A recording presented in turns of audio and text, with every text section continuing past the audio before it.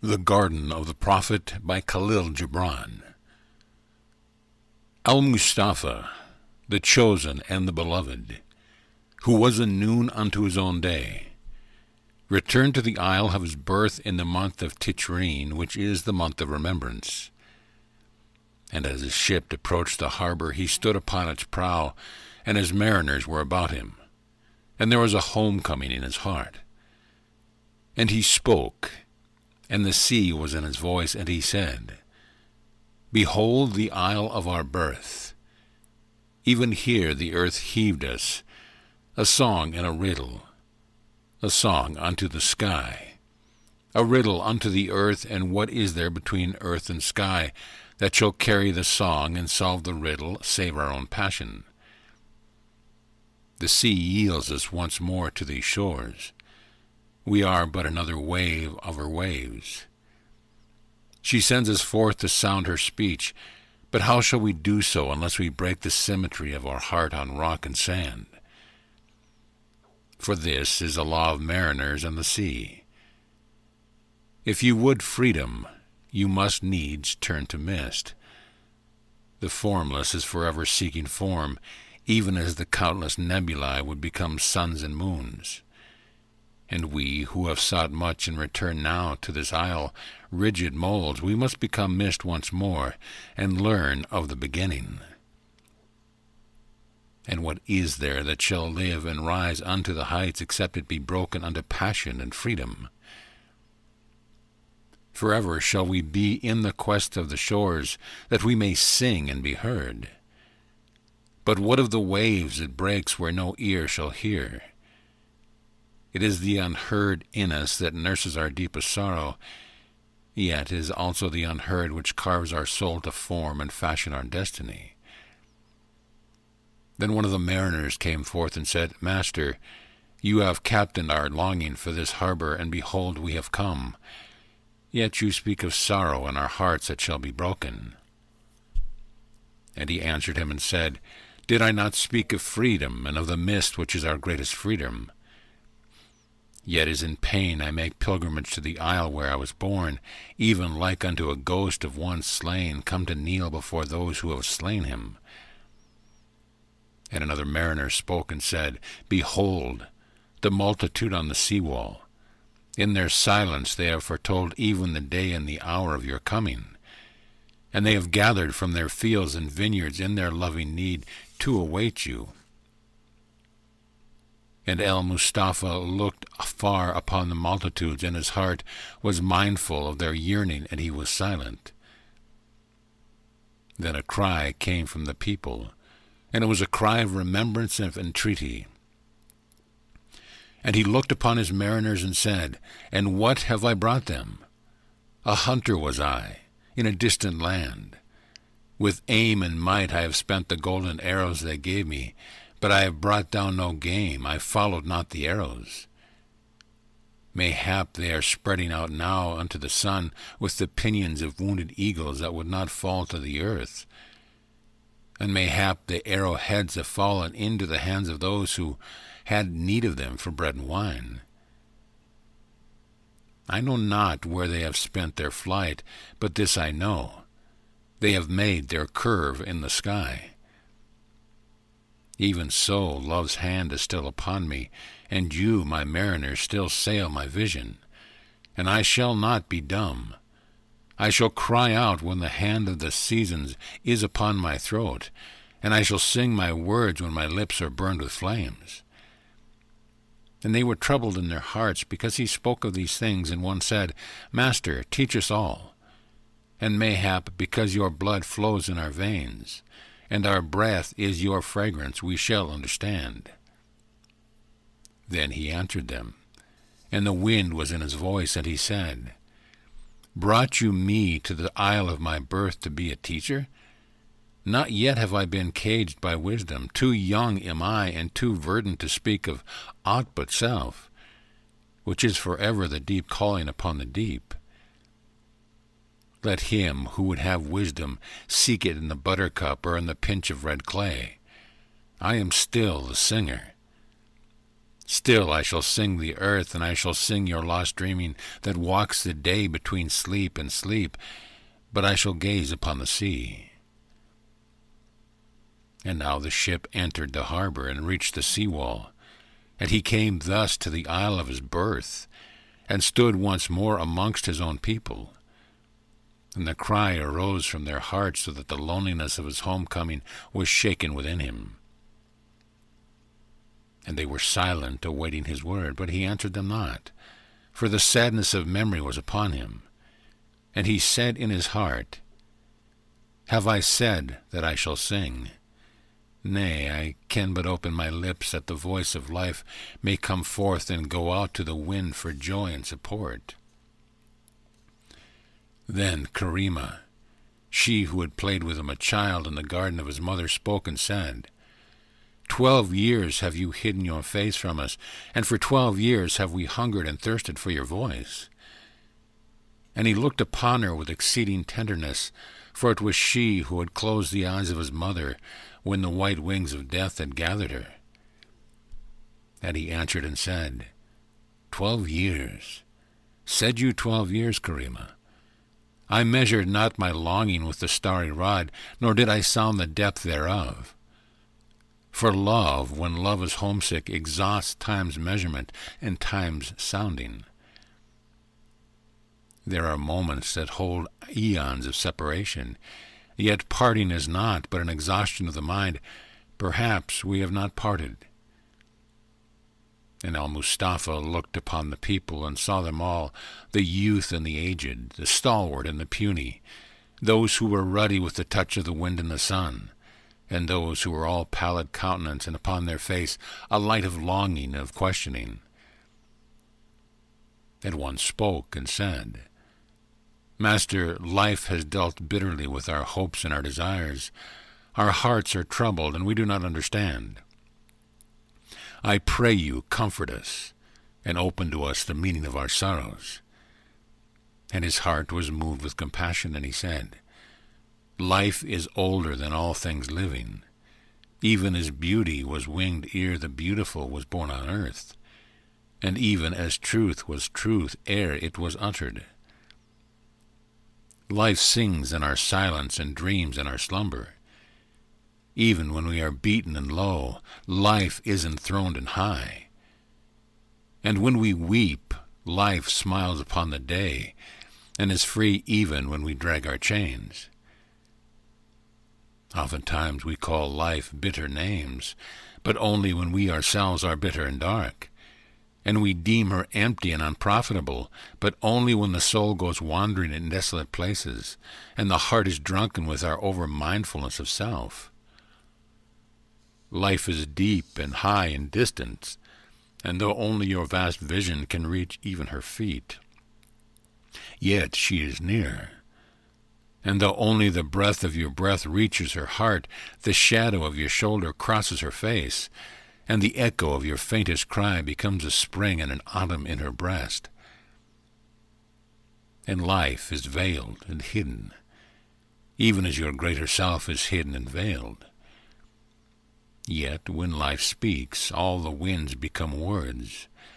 And when she speaks again, the smiles upon your lips and the tears in your eyes turn also into words.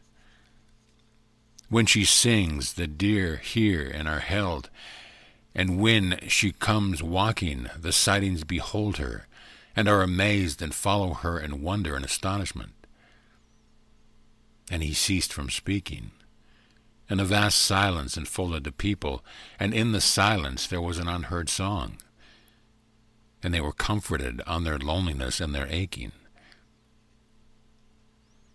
And he left them straightway and followed the path which led to his garden, which was the garden of his mother and his father, wherein they lay asleep, they and their forefathers. And there were those who would have followed after him, seen it was a homecoming, and he was alone. For there was not one left of all his kin to spread the feast of welcome after the manner of the people. But the captain of his ship counseled them, saying, Suffer him to go upon his way, for his bread is the bread of aloneness, and in his cup is the wine of remembrance, which he would drink alone. And the mariners held their step, for they knew it was even as the captain of the ship had told them. And all those who gathered upon the sea-wall restrained the feet of their desire. Only Karima went after him, a little way, yearning over his aloneness and his memories. And she spoke not, but turned and went unto her own house, and in the garden under the almond tree she wept, yet she knew not wherefore. And Al-Mustafa came and found the garden of his mother and his father, and he entered in, and closed the gate that no man might come after him. And for 40 days and 40 nights he dwelt alone in that house and that garden, and none came, not even unto the gate, for it was closed, and all the people knew that he would be alone. And when the 40 days and nights were ended, Al-Mustafa opened the gate that they might come in. And there came 9 men to be with him in the garden, 3 mariners from his own ship, 3 who had served in the temple, and 3 who had been his comrades in play when they were but children together.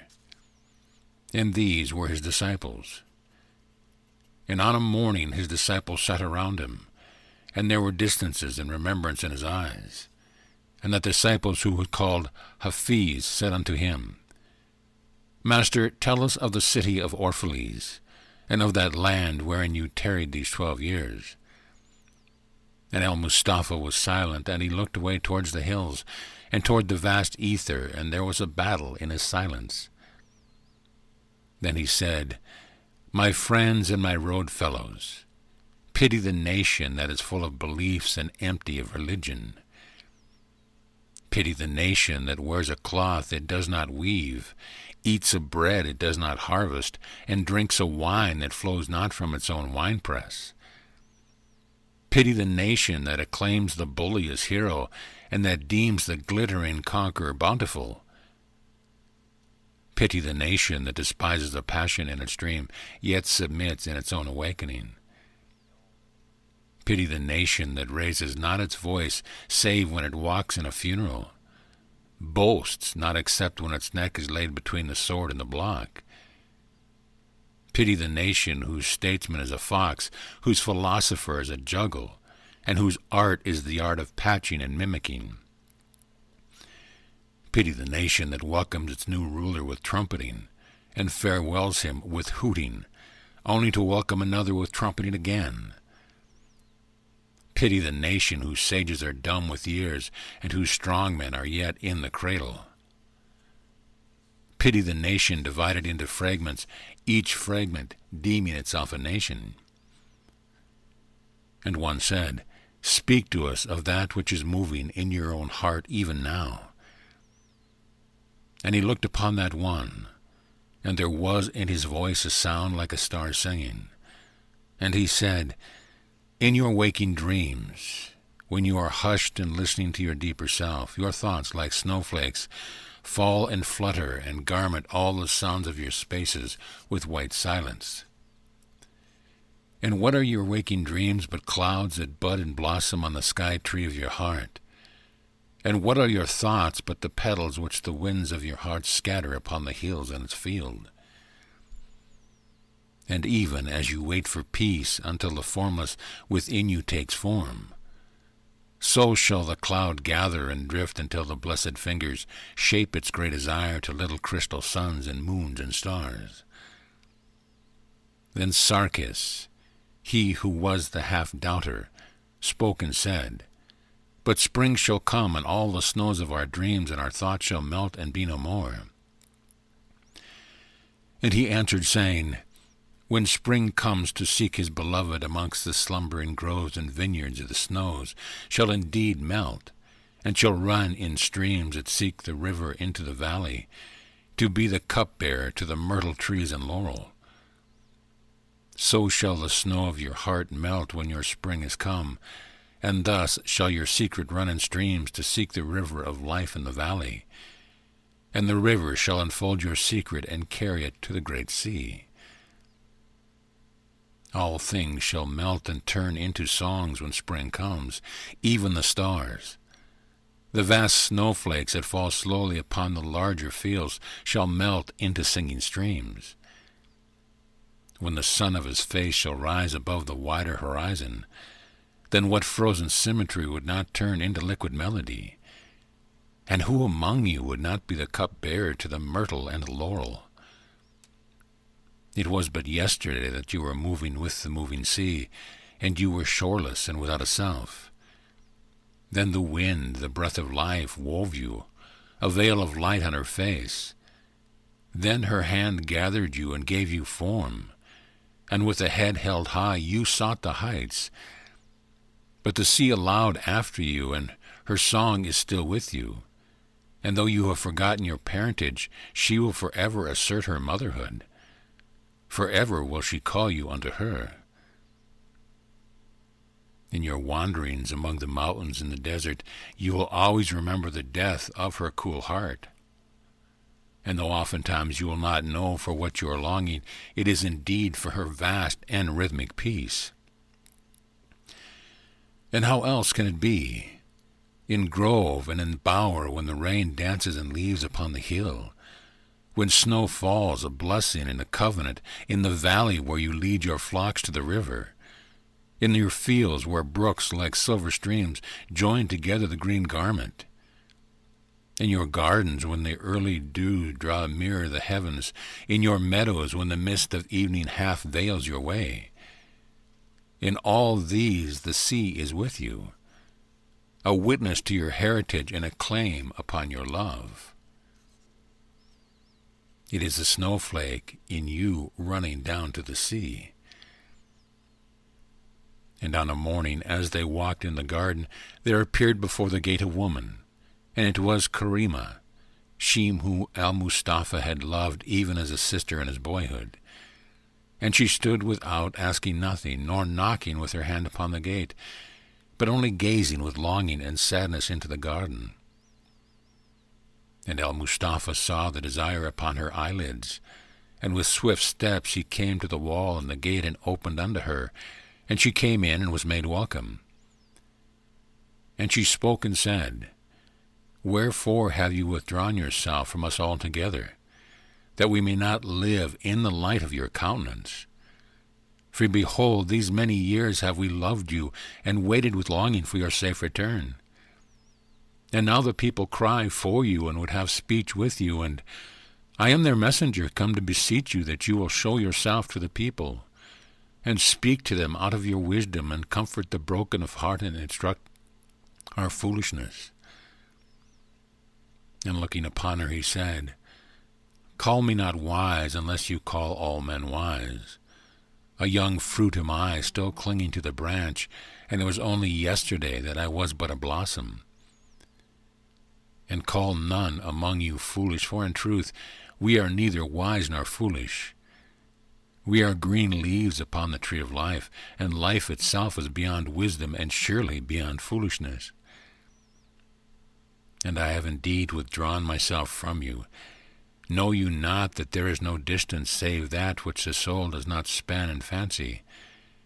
And when the soul shall span the distance, it becomes a rhythm in the soul. The space that lies between you and your near neighbor unbefriended is indeed greater than that which lies between you and your beloved, who dwells beyond 7 lands and 7 seas. For in remembrance there are no distances, and only in oblivion is there a gulf that neither your voice nor your eye can abridge.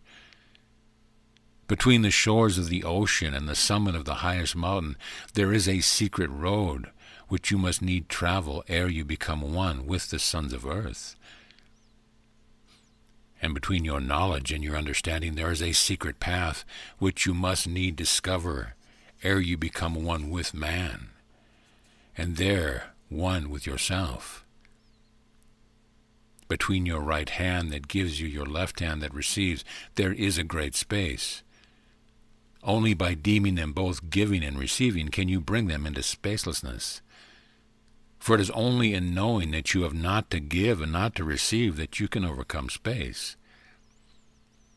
Verily, the vastest distance is that which lies between your sleep vision and your wakefulness, and between that which is but a deed and that which is a desire. and there is still another road which you must need travel ere you become one with life. But of that road I shall not speak now, seeing that you are weary already of traveling." Then he went forth with the woman, he and the 9, even unto the marketplace. And he spoke to the people, his friends and his neighbors, and there was joy in their hearts and upon their eyelids. And he said, "You grow and sleep, and live your fuller life in your dreaming. For all your days are spent in thanksgiving for that which you have received in the stillness of the night. Oftentimes you think and speak of night as the season of rest, yet in truth night is the season of seeking and finding. The day gives unto you the power of knowledge, and teaches your fingers to become versed in the art of receiving, but it is the night that leads you to the treasure house of life. The sun teaches to all things that grow their longing for the light, but it is night that raises them to the stars. It is indeed the stillness of the night that weaves a wedding veil over the trees in the forest, and the flowers in the garden, and then spreads the lavish feast and makes ready the nuptial chamber, and in that holy silence tomorrow is conceived in the womb of time. Thus it is with you, and thus, in seeking, you find meat and fulfillment. And though at dawn your awakening erases the memory, the board of dreams is forever spread, and the nuptial chamber waiting." And he was silent for a space, and they also awaiting his word. Then he spoke again, saying, "You are spirits, though you move in bodies, and like oil that burns in the dark, you are flames, though held in lamps. If you were not save bodies, then my standing before you and speaking unto you would be but emptiness, even as the dead calling unto the dead. But this is not so. All that is deathless in you is free unto the day and the night, and cannot be housed nor fettered, for this is the will of the Most High. You are his breath, even as the wind that shall be neither caught nor caged, and I also am the breath of his breath." And he went from their midst, walking swiftly, and entered again into the garden. And Sarkis, he who was the half-doubter, spoke and said, "And what of ugliness, master? You speak never of ugliness." And Al-Mustafa answered him, and there was a whip in his words, and he said, "My friend, what man shall call you inhospitable if he shall pass by your house, yet would not knock at your door? And who shall deem you deaf and unmindful, if he shall speak to you in a strange tongue of which you understand nothing?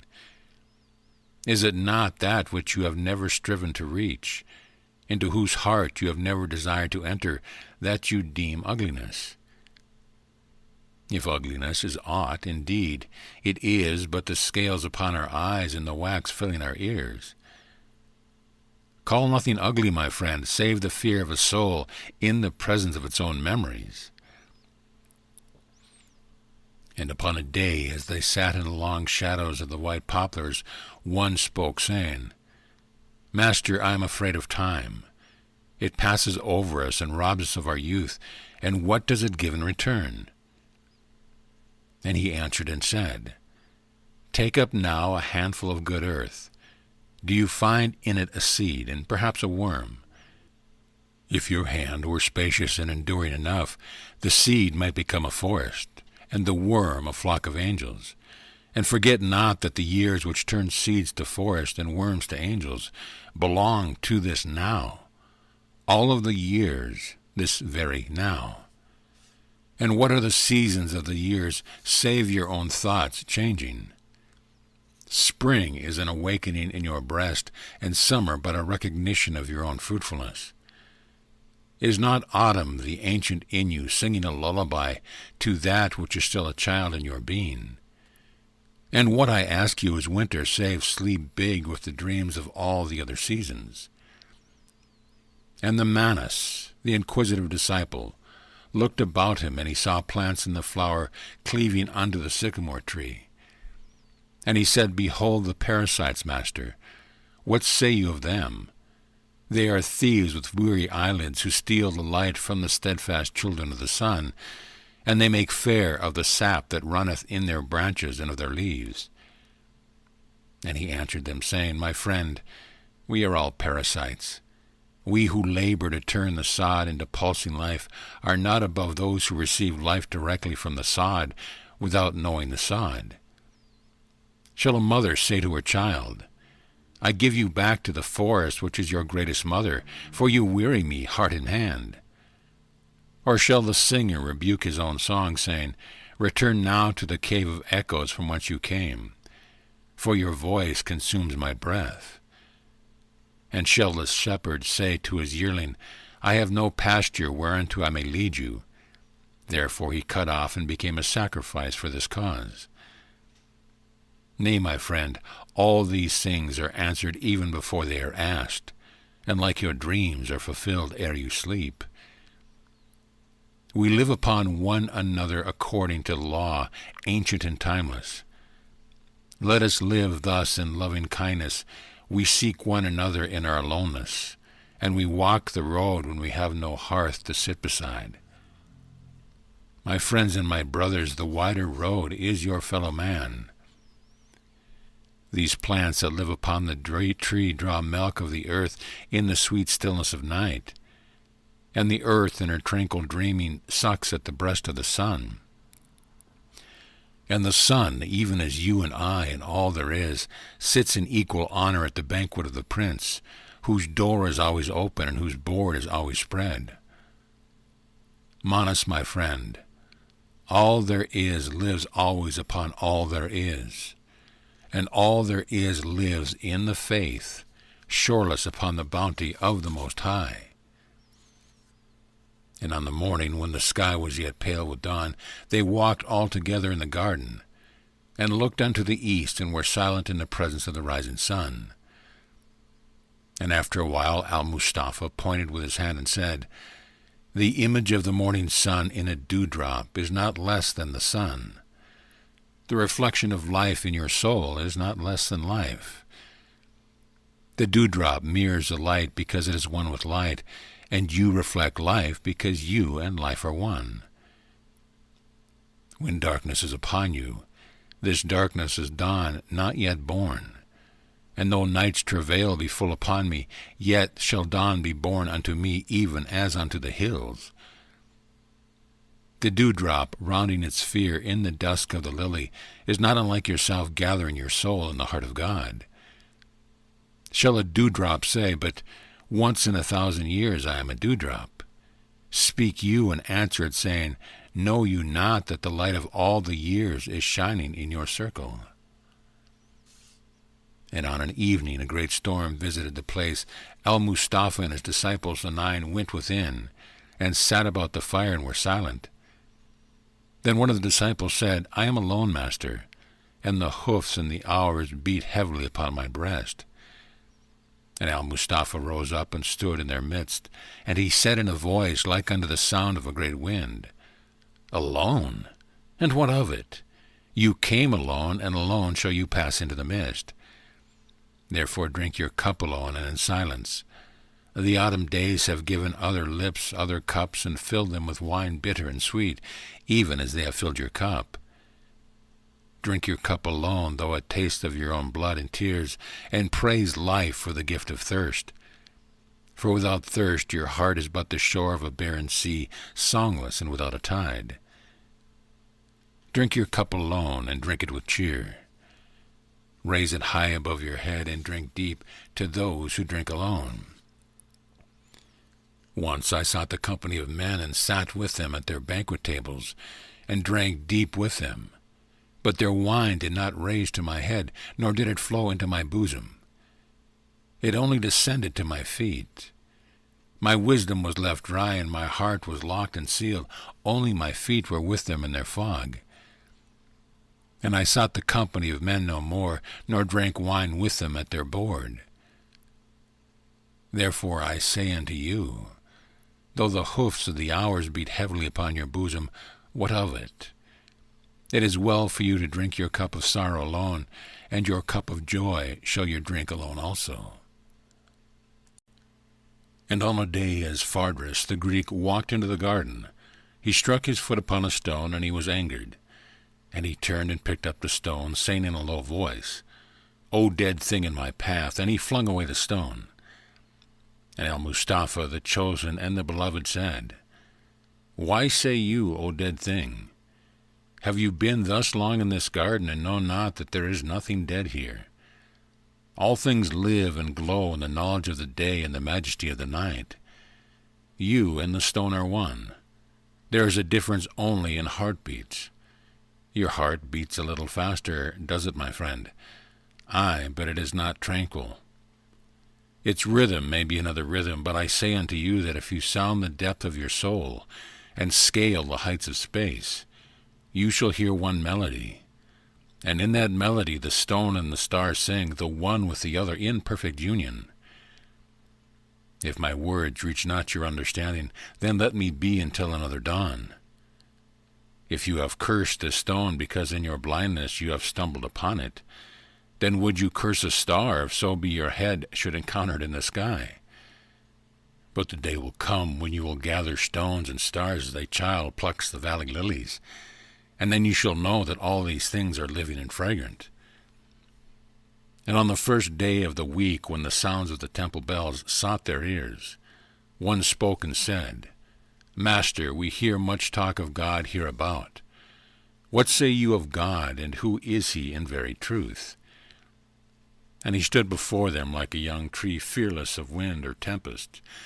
And he answered, saying, Think now, my comrades and beloved, of a heart that contains all your hearts, a love that encompasses all your love, a spirit that envelops all your spirit, a voice enfolding all your voices, and a silence deeper than all your silences and timeless. Seek now to perceive in yourself fullness, a beauty more enchanting in all things beautiful, a song more vast than the songs of the sea and the forest, a majesty seated upon the throne for which Orion is but a footstool, holding a scepter in which the Pleiades are not save the glimmer of dewdrops. You have sought always only food and shelter, a garment and a staff. Seek now one who is neither an aim for your arrows, nor a stony cave to shield you from the elements. And if my words are a rock and a riddle, then seek none the less that your hearts may be broken, and that your questioning may bring you unto the love and wisdom of the Most High, whom men call God. And they were silent, every one, and they were perplexed in their heart. And Al-Mustafa was moved with compassion for them, and he gazed with tenderness upon them and said, Let us speak rather of the gods, your neighbors, and of your brothers, the elements that move about your houses and your field. You would rise up in fancy unto the cloud and deem in height, and you would pass over the vast sea and claim it to be distance. But I say unto you that when you sow a seed in the earth, you reach a greater height, and when you hail the beauty of the morning to your neighbor, you cross a greater sea. Too often do you sing God, the infinite, and yet in truth you hear not the song. Would that you might listen to the songbird and to the leaves that forsake the branch when the wind passes by, and forget not, my friends, that these sing only when they are separated from the branch. Again, I bid you to speak not so freely of God, who is your all, but speak rather and understand one another, neighbor unto neighbor, a God unto a God. For what shall feed the fledgling in the nest if the mother bird fly skyward? And what anemone in the field shall be fulfilled unless it be husbanded by a bee from another anemone? It is only when you are lost in your smaller selves that you seek the sky which you call God. Would that you might find path in your vast selves. Would that you might be less idle and pave the roads. My mariners and my friends, it were wiser to speak less of God, whom we cannot understand, and more of each other, whom we may understand. Yet I would have you know that we are the breath and the fragrance of God. We are God in leaf, in flower, and oftentimes in fruit. And on a morning when the sun was high, one of the disciples, one of those who had played with him in childhood, approached him, saying, Master, my garment is worn, and I have no other. Give me leave to go into the marketplace and bargain, that perchance I may procure me new raiment. And Al-Mustafa looked upon the young man, and he said, Give me your garment. And he did so, and stood naked in the noonday. And Al-Mustafa said in a voice that was like a young steed running upon a road, Only the naked live in the sun. Only the artless ride the wind, and he alone who loses his way 1,000 times shall have a homecoming. The angels are tired of the clever, and it was but yesterday that an angel said to me, We created hell for those who glitter. What else but fire can erase a shining surface and melt a thing to its core? And I said, But in creating hell you created devils to govern hell. But the angel answered, Nay, hell is governed by those who do not yield to fire. Wise angel, he knows the ways of men and the ways of half-men. He is one of the seraphim who come to minister unto the prophets when they are tempted by the clever. And no doubt he smiled when the prophets smile, and weeps also when they weep. My friends and my mariners, only the naked live in the sun, only the rudderless can sail the greater sea. Only he who is dark with the night shall wake with the dawn, and only he who sleeps with the roots under the snow shall reach the spring. For you are even like roots, and like roots are you simple, yet you have wisdom from the earth. And you are silent, yet you have within your unborn branches the choir of the four winds. You are frail and you are formless, yet you are the beginning of giant oaks, and of the half-penciled pattern of the willows against the sky. Once more I say, you are but roots betwixt the dark and the moving heavens. And oftentimes have I seen you rising to dance with the light, but I have also seen you shy. All roots are shy. They have hidden their hearts so long that they know not what to do with their hearts. But May shall come, and May is a restless virgin, and she shall mother the hills and plains. And one who had served in the temple besought him, saying, Teach us, Master, that our words may be even as your words, a chant and an incense unto the people. And Al-Mustafa answered and said, You shall rise beyond your words, but your path shall remain, a rhythm and a fragrance, a rhythm for lovers and for all who are beloved, and a fragrance for those who would live life in the garden. But you shall rise beyond your words to the summit wherein the stardust falls, and you shall open your hands until they are filled. Then you shall lie down and sleep like a white fledgling in a white nest, and you shall dream of your tomorrow as white violets dream of spring. Aye, and you shall go down deeper than your words. You shall seek the lost fountainheads of the stream, and you shall be a hidden cave echoing the faint voices of the depth, which now you do not even hear. You shall go down deeper than your words, aye, deeper than all sounds, to the very heart of the earth, and there you shall be alone with him who walks also upon the Milky Way. And after a space one of the disciples asked him, saying, Master, speak to us of being.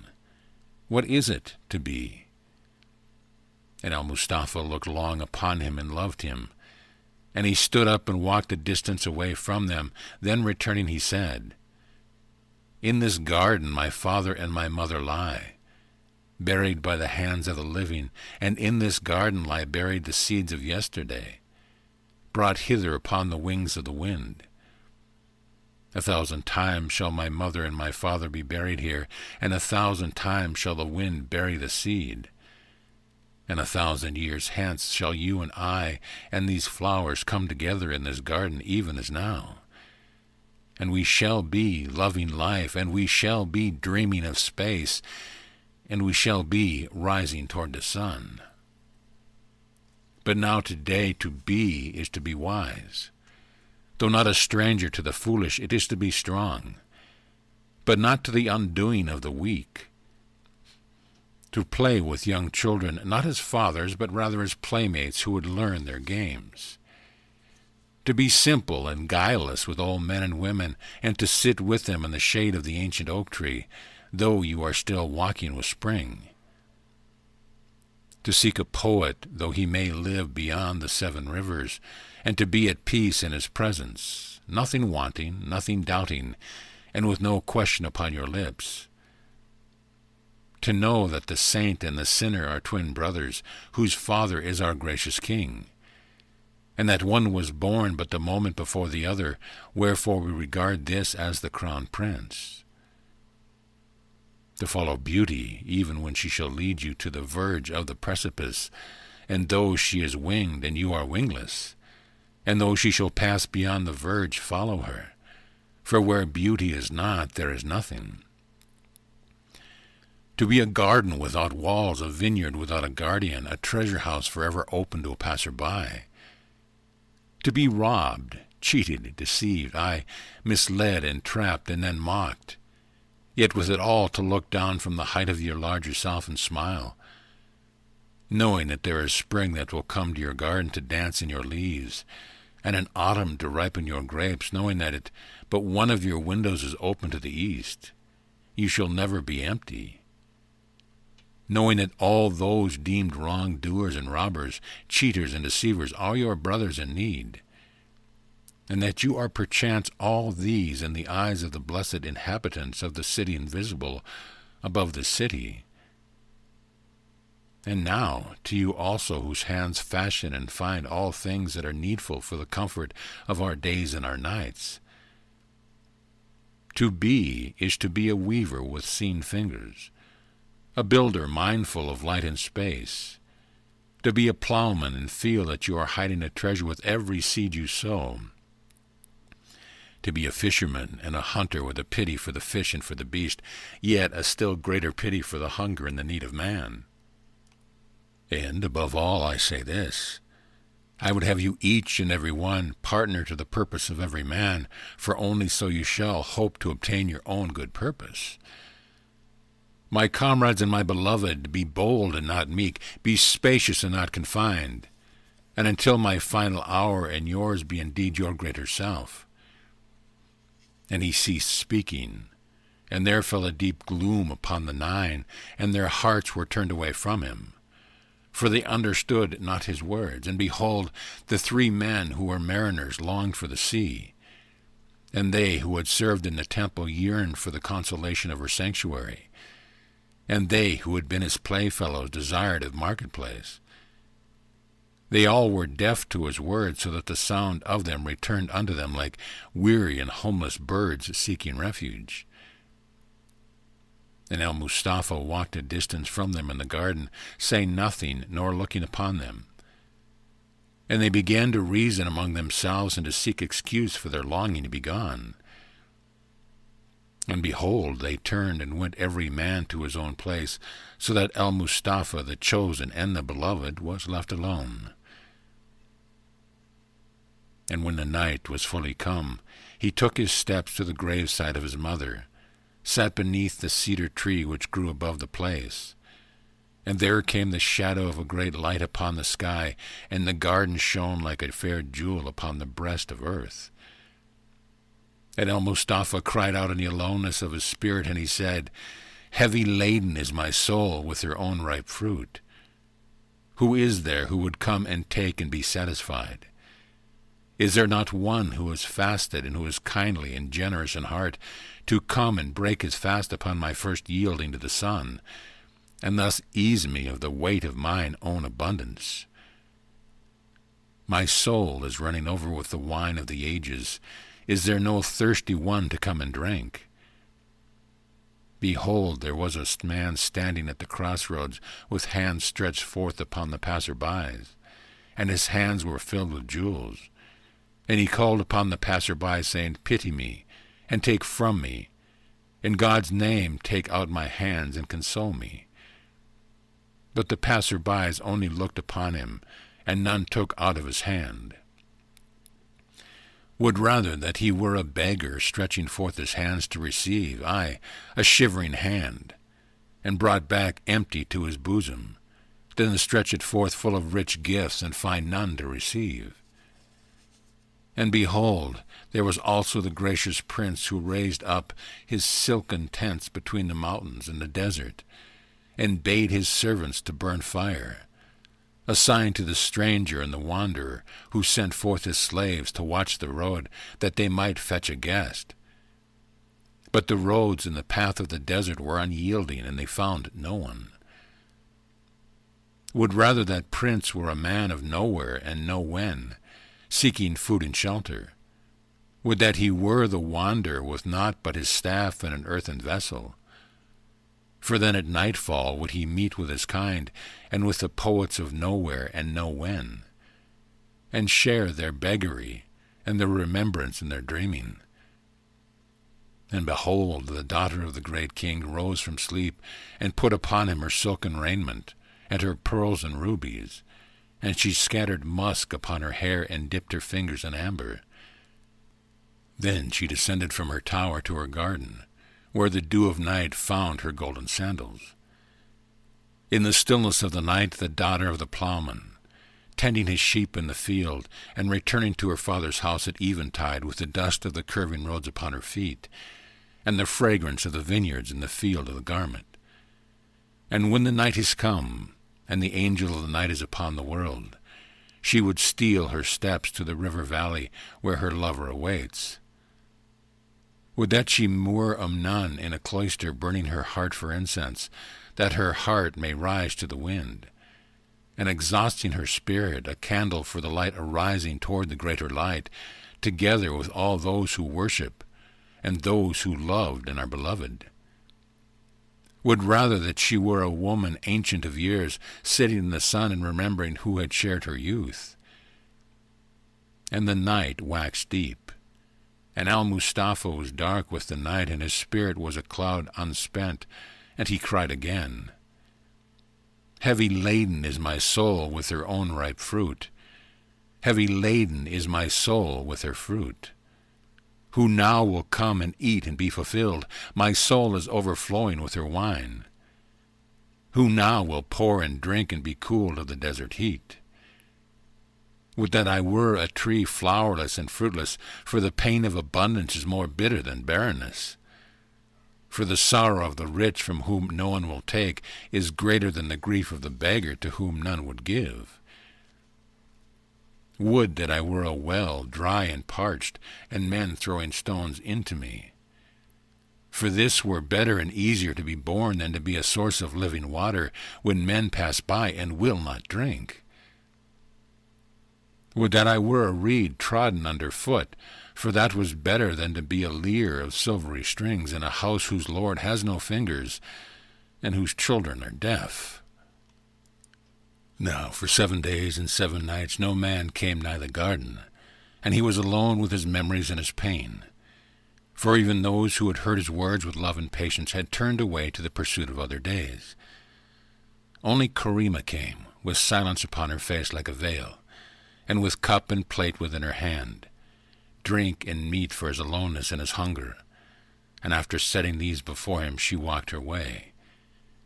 And Al-Mustafa came again to the company of the white poplars within the gate, and he sat looking upon the road.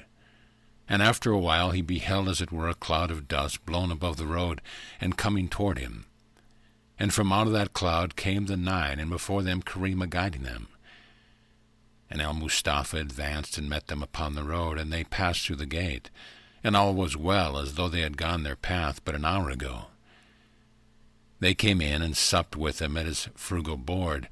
After that Karima had laid upon it the bread and the fish, and poured the last of the wine into the cups. And as she poured, she besought the master, saying, Give me leave that I go into the city and fetch wine to replenish your cups, for this is spent. And he looked upon her, and in his eyes were a journey in a far country, and he said, Nay, for it is sufficient unto the hour. And they ate and drank and were satisfied. And when it was finished, Al-Mustafa spoke in a vast voice, deep as the sea and full as a great tide under the moon. And he said, My comrades and my road fellows, we must need part this day. Long have we climbed these steepest mountains, and we have wrestled with the storms. We have known hunger, but we also sat at wedding feast. Oftentimes have we been naked, but we have also worn a kingly raiment. We have indeed traveled far, but now we part. Together you shall go your way, and alone must I go mine. And though the seas and the vast land shall separate us, still we shall be companions upon our journey to the holy mountain. But before we go our severed roads, I would give unto you the harvest and the gleaning of my heart. Go upon your way with singing, but let each song be brief, for only the songs that die young upon your lips shall live in human hearts. Tell a lovely truth in little words, but never an ugly truth in any words. Tell the maidens whose hair shines in the sun that she is the daughter of the morning. But if you shall behold the sightless, say not to him that he was one at night. Listen to the flute player, as it were listening to April. But if you shall hear the critic and the fault-finder speak, be deaf as your own bones, and be distant as your fancy. My comrades and my beloved, upon your way you shall meet men with hooves. Give them your wings. And men with horns, give them wreath of laurel. And men with claws, give them petals for fingers. And men with forked tongues, give them honey words. Aye, you shall meet all these and more. You shall meet the lame selling crutches and the blind mirrors. And you shall meet the rich men begging at the gates of the temple. To the lame give your swiftness, to the blind of your vision, and see that you give of yourself to the rich beggars. They are the most needy of all, for surely no man would stretch a hand for alms unless he be poor indeed, though of great possessions. My comrades and my friends, I charge you by your love that you be countless paths which cross one another in the desert, where the lions and the rabbits walk, and also the wolves and the sheep. And remember this of me, I teach you not giving, but receiving, not denial, but fulfillment, and not yielding, but understanding with the smile upon the lips. I teach you not silence, but rather a song not over loud. I teach you your larger self, which contains all men. And he rose from the board and went out straightway into the garden, and walked under the shadow of the cypress tree as the day waned. And they followed him a little distance, for their heart was heavy, and their tongue clave to the roof of their mouth. Only Karima, after she had put by the fragments, came unto him and said, Master, I would that you suffer me to prepare food against the morrow in your journey. And he looked upon her with eyes that saw other worlds at this, that he said, My sister and my beloved, it is done. Even from the beginning of time, the food and the drink is ready for the morrow, even as for our yesterday and our today. I go, but if I go with truth not yet voiced, that very truth will again seek me and gather me. Though my elements be scattered throughout the silence of eternity, and again shall I come before you, that I may speak with a voice born anew out of the heart of these boundless silence.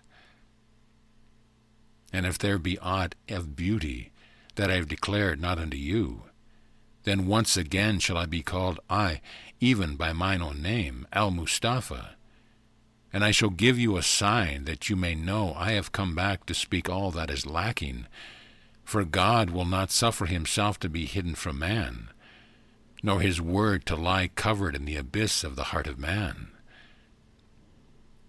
I shall live beyond death, and I shall sing in your ears, even after the vast sea wave carries me back to the vast sea depth. I shall sit at your board, though without a body, and I shall go with you to your fields, a spirit invisible. I shall come to you at your fireside, a guest unseen. Death changes nothing but the masks that cover our face. The woodsman shall still be a woodsman, the plowman a plowman. And who he sang his song to the wind shall sing it also to the moving spheres. And the disciples were all still as stones, and grieved in their heart for that what he had said, I go. But no man put out his hand to stay the master, nor did any follow after his footsteps. And Al-Mustafa went out from the garden of his mother, and his feet were swift, and they were soundless. And in a moment, like a blown leaf in the strong wind, he was far gone from them. And they saw, as it were, a pale light moving up to the heights. And the 9 walked their way down the road, but the woman still stood in the gathering night, and she beheld now how the light and the twilight were becoming one. And she comforted her desolation and her aloneness with his words, I go, but if I go with the truth not yet voiced, that very truth will seek me and gather me, and again shall I come. And now it was eventide, and he had reached the hills. His steps had led him to the mist, and he stood among the rocks and the white cypress trees hidden from all things. And he spoke and said, O mist, my sister, white breath not yet held in a mold, I return to you, a breath white and voiceless, a word not yet uttered. O mist, my winged sister mist, we are together now, and together we shall be till life's second day, whose dawn shall lay you dewdrops in the garden, and me a babe upon the breast of a woman, and we shall remember. O mist, my sister, I come back, a heart listening in its depth, even as your heart, a desire throbbing and aimless, even as your desire, a thought not yet gathered, even as your thought. O mist, my sister, firstborn of my mother, my hand shall hold the green seed you bade me scatter, and my lips are sealed upon the song you bade me sing, and I bring you no fruit, and I bring you no echoes, for my hands were blind and my lips unyielding. O mist, my sister, much did I love the world, and the world loved me. For all my smiles were upon her lips, and all her tears were in my eyes. Yet there was between us a gulf of silence which she would not abridge, and I could not overstep. O mist, my sister, my deathless sister mist, I sang the ancient songs unto my little children, and they listened, and there was wondering upon their faces. But tomorrow perchance they will forget the song, and I know not whom that wind will carry the song. And though it was not mine own, yet it came to my heart, and dwelt for a moment upon my lips. O mist, my sister, though all this came to pass, I am at peace. It was enough to sing to those already born, and though the singing is indeed not mine, yet it is of my heart's deepest desire. O mist, my sister mist, I am one with you now. No longer am I a self, the walls have fallen, and the chains have broken. I rise to you a mist, and together we shall float upon the sea until life's second day, when dawn shall lay you dewdrops in the garden, and me a babe upon the breast of a woman. End of book.